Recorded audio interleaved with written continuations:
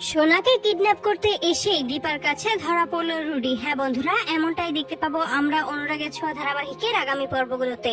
বাড়ির সকলেই দীপাকে ফিরে পেয়ে খুশিতে মেতে ওঠে। সোনা মনে মনে ভাবে এই দিনটা আমার জীবনে আরো আগে আসতে পারতো, শুধু ওই রুডি ও কুন্তলার জন্যই হয়নি।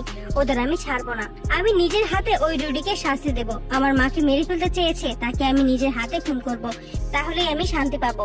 দীপার কাছে তখন সোনা আসে, তখন দীপা বলে যে তুই কোনো চিন্তা করিস না, তোর জীবনটাকে আমি আবারও খুব সুন্দর করে রাঙিয়ে দেব। তুই একটা শয়তানের জন্য কেন নিজের জীবনটা এভাবে শেষ করে দিবি? তোকে এই বেশে আমি আর দেখতে পাচ্ছি না, আমার আর ভালো লাগছে না। এবার তোকে রঙিন ভাবে আমি দেখতে চাই। এখন অনেক সময় আছে সোনা, তুই নিজের জীবনটাকে রাঙিয়ে নে।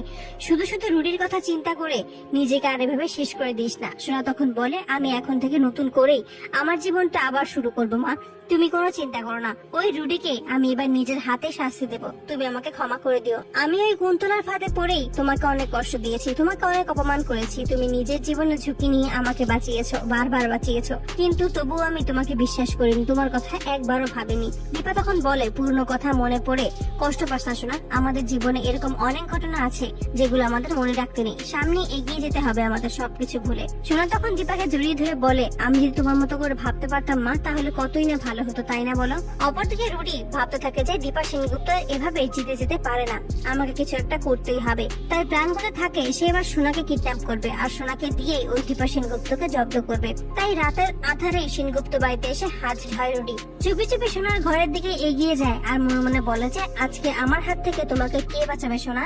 তোমাকে আজকে কেউ বাঁচাতে পারবে না, তোমার মাও না। সোনার কাছে এসে এবং সেখানে এসে দেখতে পায় যে সোনা ঘুমিয়ে আছে। ঘুমের মধ্যেই সোনাকে অজ্ঞান করে ফেলে আর বলে যে এবার দীপা সেনগুপ্ত বুঝবে এই রুডি কি জিনিস। আমি তো সেনগুপ্ত বাড়িতে এসে সোনাকে নিয়ে যাচ্ছি, কিন্তু ওই দীপা সেনগুপ্ত আমার কিছুই করতে পারবে না, এই বলেই হাসতে থাকে।